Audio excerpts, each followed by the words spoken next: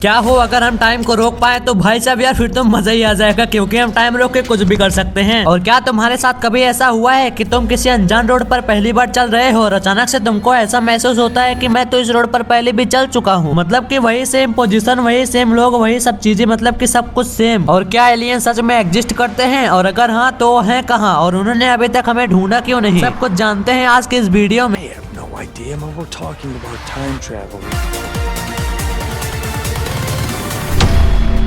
Fact number 1, time travel movies तो तुमने बहुत सारी देखी होंगी, लेकिन क्या सच में टाइम ट्रेवल करना पॉसिबल है? दरअसल आइंस्टाइन की रिलेटिविटी थ्योरी ये बताती है कि अगर हम लाइट की स्पीड से तेज चलें तो टाइम हमारे लिए धीमा हो जाएगा, यानी कि हमारे लिए 1 घंटा ही बीतेगा, बाकी सब के लिए कई घंटे बीत जाएंगे। अब क्या तुम लाइट की स्पीड से तेज चलोगे आधे घंटा? क्योंकि आइंस्टाइन की रिलेटिविटी थ्योरी ये भी बताती है कि हम लाइट की स्पीड से तेज कभी नहीं चल सकते, तो मतलब कि टाइम ट्रेवल पॉसिबल नहीं है। नहीं यार, अभी एक और रास्ता बचा हुआ है हमारे पास, जो है ग्रेविटी, मतलब कि हम किसी ऐसे जगह चले जाएं जहाँ की ग्रेविटी अर्थ की ग्रेविटी से बहुत ज्यादा हो, तो हमारे लिए टाइम बहुत स्लो बीतेगा, लेकिन बाकी सब के लिए टाइम बहुत ज्यादा तेज बीतेगा, यानी कि हमारे लिए 1 घंटा ही बीतेगा और बाकी सब के लिए कई साल बीत जाएंगे, जैसा कि इंटरस्टेलर मूवी में दिखाया गया है। लेकिन इससे भी केवल हम फ्यूचर में ही जा सकते हैं, पास्ट में नहीं, क्योंकि वैज्ञानिकों के अनुसार हम कभी पास्ट में जा ही नहीं सकते। पर क्यों, तुम्हें एक कहानी से समझाता हूँ। अब मान लो कि तुम एक ऐसी मशीन बना लेते हो जिससे कि तुम पास्ट में ट्रेवल कर सकते हो। अब तुम पास्ट में जाते हो और बचपन में ही अपने दादाजी को टपका देते हो, तो अगर तुम्हारे दादाजी थे ही नहीं तो तुम्हारे पापा कहाँ से आए, और अगर तुम्हारे पापा नहीं आए तो तुम कहाँ से आए यार, और अगर तुम हो ही नहीं तो पास्ट में जाकर अपने दादाजी को मारा किसने? वेल, इसी को कहा जाता है ग्रैंडफादर पैराडॉक्स, और इसी वजह से हम लोग कभी पास्ट में नहीं जा सकते। फैक्ट नंबर 2, क्या आपको पता है हमारा अर्थ हमेशा नहीं रहेगा?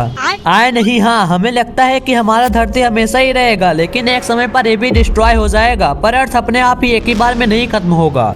अरे सब कुछ तुरंत ही जान लोगे तो लाइक सब्सक्राइब कब करोगे? चलो वीडियो को लाइक करके जानते हैं। तो देखो, वैज्ञानिकों के अनुसार पृथ्वी लगभग 4.5 बिलियन ईयर्स पुरानी हो चुकी है, और अनुमान है कि अर्थ अपने टोटल लाइफ की लगभग आधा पार कर चुकी है, लेकिन असली खतरा पृथ्वी खुद नहीं बल्कि सूर्य है। अरे कहना क्या चाहते हो? अबे बुढ़े, मामा मेरा मतलब दादाजी, मैं ये कहना चाहता हूँ कि सूर्य तो अभी स्टेबल है, लेकिन अब से बिलियन ऑफ ईयर्स के बाद सूर्य और भी ज्यादा गर्म हो जाएगा, जिससे कि पृथ्वी पर मौजूद पूरा का पूरा समुद्र सूख जाएगा, और फिर धीरे धीरे सूर्य और बड़ा हो जाएगा, और एक समय पर सूर्य बिग रेड जेंट में बदल जाएगा, और वो इतना बड़ा होगा कि मरकरी, वेनस, यहाँ तक कि अर्थ और मार्स को भी अपने अंदर कंज्यूम कर लेगा। कुछ समझ में आया कि नहीं? अब चलते हैं फैक्ट नंबर 3 पर। फैक्ट नंबर 3, क्या एलियन सच में है? ये सवाल तुम्हारे मन में एक न एक बार जरूर आया होगा। आया है कि नहीं? आया है कि नहीं? सच सच बताना, वरना मैं चॉकलेट खा लूंगा। अबे साले। खैर, फिर से चलते हैं अपने फैक्ट पर वापस। तो देखो, वैज्ञानिक भी आज तक ये नहीं पता लगा पाए कि एलियन सच में है, पर हाँ, उन्होंने कुछ थ्योरीज दी हैं जो एलियंस होने की संभावना बताती हैं। पहला ये है कि यूनिवर्स बहुत बड़ा है, जिसमें अनगिनत गैलेक्सीज हैं, और उनमें भी अनगिनत प्लैनेट्स हैं, और इतने प्लैनेट्स में से कई ऐसे प्लैनेट्स तो जरूर होंगे जिसमें एलियंस हो सकते हैं, लेकिन वो हमें इसीलिए नहीं खोज पा रहे हैं क्योंकि हमारे यहाँ के नेता बहुत करप्ट हैं। अभी नेता करप्ट हैं तो इससे हमको क्या लेना देना? मजाक भाई, मजाक। मजाक नहीं करते हैं, हमारा भी जिंदगी नरक बना है।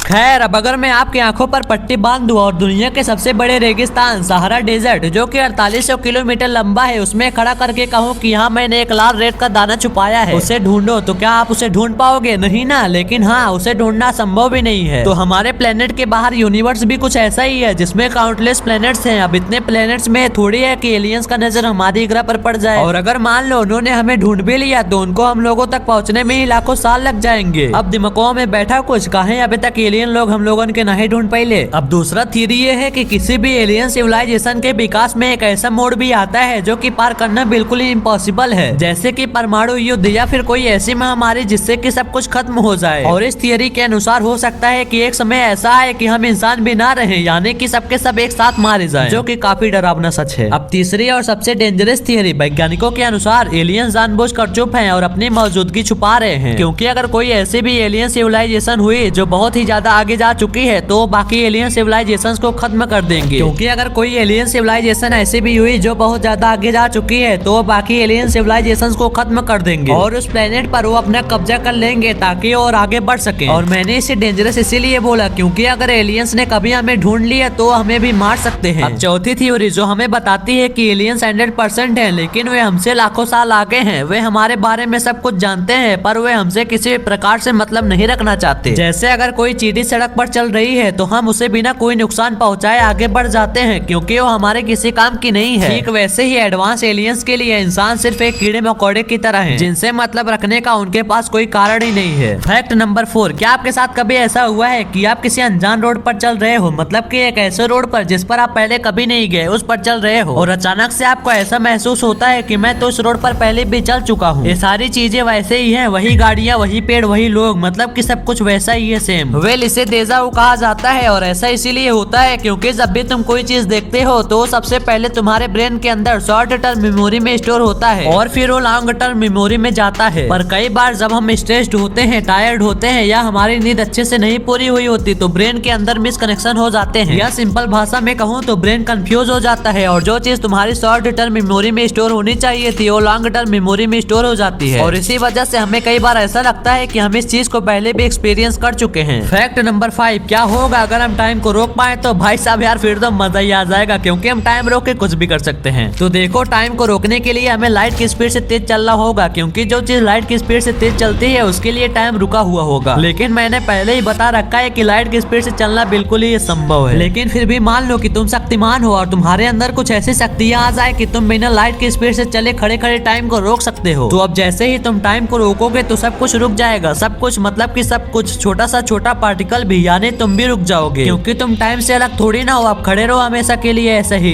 तो फिर मान लेते हैं कि तुम हो बहुत बड़े वाले शक्तिमान, तुम अपने आप को छोड़ के बाकी सबको रोक सकते हो। तो अब जैसे ही तुम टाइम को रोकोगे तो फिर से सब कुछ रुक जाएगा, छोटा सा छोटा पार्टिकल भी, मतलब तुम्हारी आंखों तक जो लाइट के पार्टिकल्स आ रहे थे जिनकी मदद से तुम देख पा रहे थे वो भी रुक जाएंगे। तो तुम्हें कुछ दिखाई नहीं देगा और ना ही कुछ सुनाई देगा, क्योंकि साउंड के पार्टिकल्स भी तो रुक जाएंगे जो तुम्हारे कानों तक आ रहे थे, और तो और ऑक्सीजन के पार्टिकल्स भी एक ही जगह रुक जाएंगे, तो तुम सांस भी नहीं ले पाओगे और थोड़ी देर बाद तुम भी टपक जाओगे। तो ना दिखाई देगा, ना सुनाई देगा, ना सांस आएगी, बस इतनी सी दिक्कत है। बाकी जो तुम करना चाहो कर सकते हो। वैसे अगर आपको अब भी सही से समझ नहीं आया तो मैं यहाँ पर कुछ किताबें लगा दूंगा यूनिवर्स वगैरह के ऊपर, जिसमें सब कुछ बिल्कुल डिटेल में लिखा हुआ रहेगा, आप उसको अच्छे से पढ़कर समझ सकते हो। लेकिन अगर आपके पास उतना बजट नहीं है तो आप मेरे चैनल को सब्सक्राइब कर सकते हो, क्योंकि आगे से मेरी सभी वीडियोस इन्हीं टॉपिक्स पर आएंगे बिल्कुल डिटेल्ड में। और हाँ, कमेंट कर देना कि अगला वीडियो किस टॉपिक पर रहे।